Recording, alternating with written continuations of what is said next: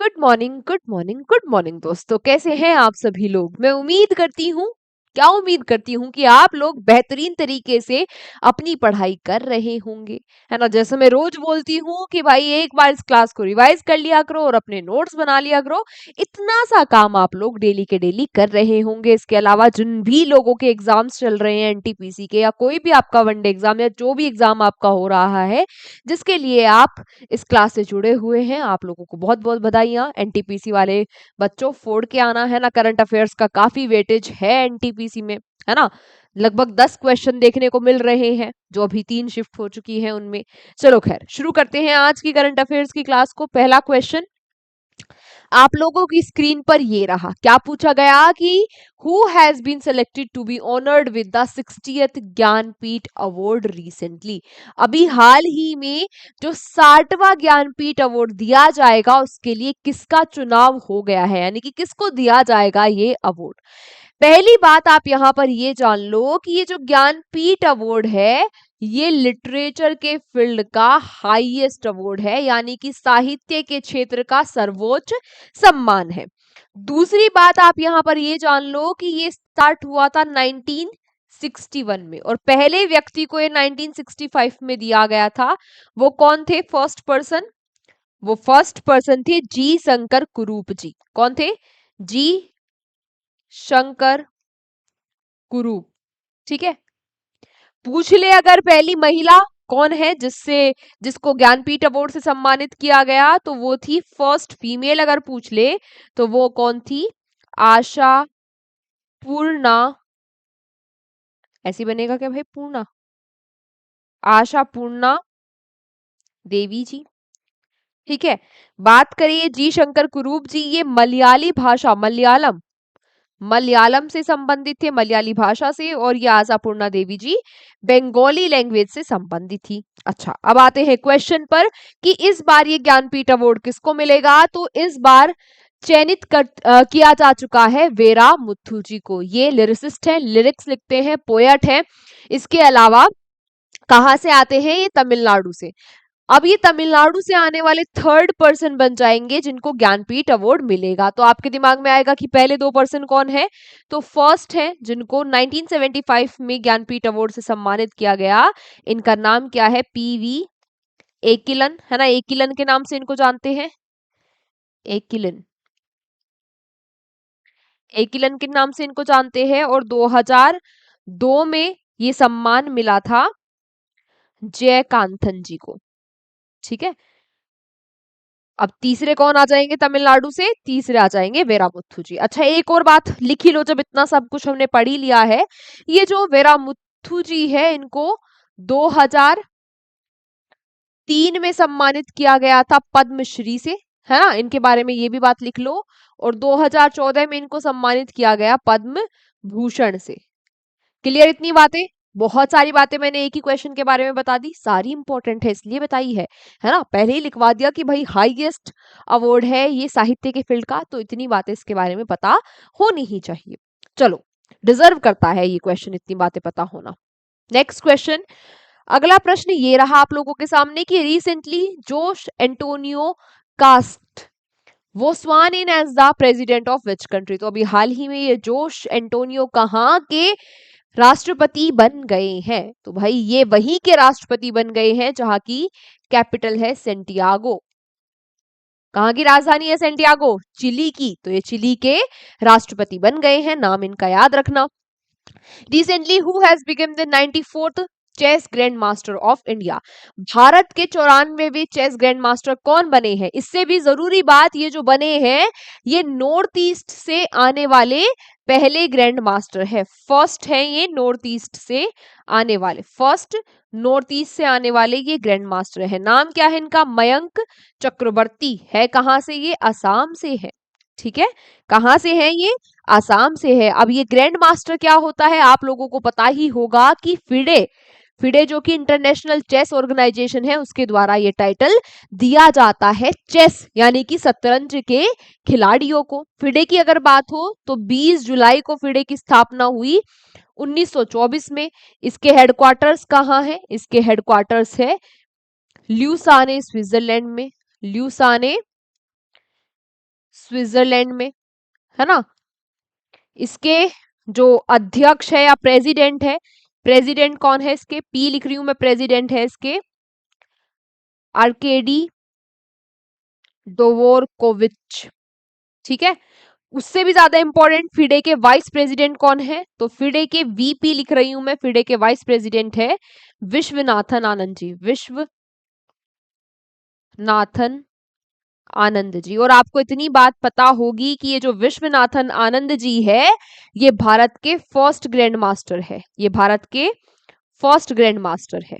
और अभी लेटेस्ट कौन है, मयंक चक्रवर्ती। बात क्लियर। चलो अगला question, recently the ship Shane long with the Libyan flag reached India through the Strait of Hormuz. Between which countries it is located? तो अभी हाल ही में ये शेन लोंग नाम का एक जहाज भारत में पहुंच गया है, जो होर्मुज जलडमरू है ना, जलडमरू मध्य है, उसको पार करते हुए, है ना। इस पे लाइबेरिया का क्या लगा हुआ था, लाइबेरिया का इस पे झंडा लगा हुआ था। आ रहा है ये कहाँ, भारत में आ गया है, मुंबई में ये आ चुका है। तो आपसे क्वेश्चन में क्या पूछा, सारी बातें बता दी, तो पूछा क्या कि ये स्ट्रेट ऑफ हार्मुज जो है, होर्मुज, ये है कहाँ पर। देखो ये है यहाँ पर, और ये काफी चर्चाओं में भी चली हुई है। आप लोगों को पता ही होगा कि यूएसए और इजराइल ने मिलकर क्या किया था, यूएसए और इजराइल ने मिलकर ईरान पर अटैक कर दिया था। अब ईरान आंसर में, जवाब में अटैक कर रहा है ना, जो सुप्रीम लीडर थे ईरान के, है ना, खमेनी, उनको मार दिया था। अब जवाब में ईरान अटैक कर रहा है, जितने भी ये यूएई हो गया, है ना, कुवैत वगैरह होगा, जहां पर भी यूएसए के मिलिट्री बेस है, वहां पर वो अटैक कर रहा है, ठीक है, ये बदला तो ले ही रहा है। इसके अलावा यहां पर कंट्रोल है स्ट्रेट ऑफ हार्मोज पे ईरान का, क्योंकि ये स्ट्रेट ऑफ हार्मोज बीच में है ईरान और ओमान के, है ना। तो इस पे मेन कंट्रोल है ईरान का। इस लड़ाई के बाद ईरान ने क्या किया, इसको, स्ट्रेट को, इस जलडमरू मध्य को बंद कर दिया। अब आप कहोगे कि इससे हमें क्या मतलब, इससे आपको मतलब ये है कि पूरी दुनिया की जो ट्रेड होती है, जो क्रूड, है ना, जो कच्चे पदार्थों की जो ट्रेड होती है, उसका 1/5, है ना, 5वां हिस्सा उसका पूरी दुनिया का यही इसी स्ट्रेट से होकर गुजरता है। इसलिए आपने देखा होगा कि भारत में एलपीजी, है ना, सिलेंडरों की क्या मारामारी पड़ी हुई है। एलपीजी खत्म हो गई है लगभग लगभग भारत में, जितने भी कमर्शियल सिलेंडर्स है, किसी भी आप रेस्टोरेंट पे जाओ, है ना, कमर्शियल सिलेंडर होते हैं उनके पास, वो कहेंगे अरे कुछ वैसा ही आप खाने का ऑर्डर कर लो, गैस नहीं है। तो अब क्या हुआ, ये एक कार्गो शिप भारत में आ गया है, ठीक है, ठीक है। शिप का नाम भी रखना याद, और इसके अलावा स्ट्रेट क्या है, कहां पर लोकेटेड है, ये बात याद रखना। इसके अलावा थोड़ा सा रेफरेंस, ये क्या चल रहा है वो आपको पता ही होना चाहिए। अगला question, recently the supreme court's no fault compensation policy is related to which of the following. तो वो हाल ही में सर्वोच्च न्यायालय की नो फॉल्ट मुआवजा नीति किससे संबंधित है, ये संबंधित है कोविड-19 वैक्सीन से। आपको पता होगा कि कोविशील्ड, है ना, कोविशील्ड और कोवैक्सीन नाम की 2 वैक्सीन लगाई गई थी कोविड-19 के टाइम पे। तो केस कर दिया था कुछ लोगों ने कि भाई इनको लगाने की वजह से हमारे कुछ जो बच्चे हैं या हमारे स्पाउस हैं उनका निधन हो गया, है ना, खून के थक्के बन गए। लेकिन सुप्रीम कोर्ट ने कहा कि नहीं नहीं भाई ऐसा कुछ नहीं है, और गवर्नमेंट ने भी अपनी दलील दी कि भाई ऐसा ज्यादा लोगों में नहीं देखा गया था। अगर 1 लाख लोग हैं तो उसका 0.001% को हम, मतलब शायद उनमें ऐसा उसकी वजह से मौत हुई हो। तो फिर क्या हुआ, पूरा मामला ही खारिज कर दिया सुप्रीम कोर्ट ने। तो याद रखना, ये नो फॉल्ट कंपनसेशन पॉलिसी किससे संबंधित है, कोविड-19 की वैक्सीन से, ठीक है। चलो अगला question, recently where has the Adi Parv 2026 started. ये आदि पर्व अभी कहाँ शुरू हुआ, तो ये शुरू हुआ छत्तीसगढ़ में। और ये है क्या, जो आदिवासी लोग होते हैं, है ना, उनकी कलाकारियों को, उनकी आर्ट को, आर्ट के लिए उत्सव मनाया जाता है 12 दिन तक। ये कहाँ चलेगा, छत्तीसगढ़ में। Where has union minister Chirag Paswan recently inaugurated the incubation center related to the prime minister's micro food processing enterprises scheme।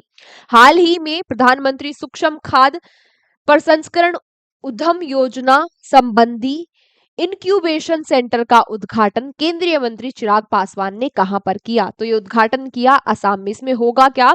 जो सेल्फ हेल्प ग्रुप्स है, जो फार्मर्स हो गए, है ना, इसके अलावा जो एंटरप्रेन्योर्स हो गए, इनको क्या दिया जाएगा? इनको टेक्नोलॉजी सिखाई जाएगी, इनको ट्रेनिंग दी जाएगी, है ना, इनको फाइनेंशियल हेल्प दी जाएगी, जिससे कि ये अपने कारोबार में आगे बढ़ सके, है ना। चलो अगला, which organization has collaborated with Novo Nordisk to curb child obesity in India? तो हाल ही में, जो बचपन में देख रहे होंगे ना आप, कितने आजकल भारत में बच्चे मोटे मोटे होने लगे, है ना, ये ओबेसिटी है बच्चों में। तो भारत में बचपन में मोटापे को रोकने के लिए नोव नॉर्डिक्स के साथ किस संगठन ने सहयोग किया है? ये सहयोग किया है डब्ल्यूएचओ ने, है ना, डब्ल्यूएचओ की फाउंडेशन ने सहयोग किया है। आज आप लोगों के लिए क्वेश्चन फॉर यू भी डब्ल्यूएचओ ही है। आपको मुझे डब्ल्यूएचओ के बारे में कुछ बातें बतानी है कि इसकी स्थापना वगैरह कब हुई, कौन अध्यक्ष है। मैं बहुत बार आपको ये पढ़ा चुकी हूँ। आज आपकी बारी है। क्लास के बाद कमेंट बॉक्स में इसका आंसर आप लोग दे देना। आज का अंतिम question, recently which state government has announced to developed 500 villages as natural agriculture villages? हाल ही में किस राज्य सरकार ने 500 गांवों को प्राकृतिक कृषि गांव के रूप में विकसित करने की घोषणा की है? तो ये घोषणा की है गुजरात ने, कि वो अपने यहाँ के 500 गांव को बिल्कुल नेचुरल फार्मिंग वाले गांव बनाएंगे, है ना, ऐसा बनाने में उनकी हेल्प करेंगे। आज की क्लास हमारी यहीं तक थी। Thank you so much everyone. Class में अंत तक बने रहने के लिए पीडीएफ एग्जाम जर्नी के टेलीग्राम चैनल पर आज की क्लास का आज के आज रिवीजन और आज के आज ही नोट्स कंप्लीट करने हैं। बाकी जो मैंने आपसे क्वेश्चन फॉर यू पूछा है उसका आंसर मुझे कमेंट बॉक्स में दे देना सभी लोग ध्यान से। ठीक है, मिलते हैं आपसे कल की क्लास में। Take care, bye bye.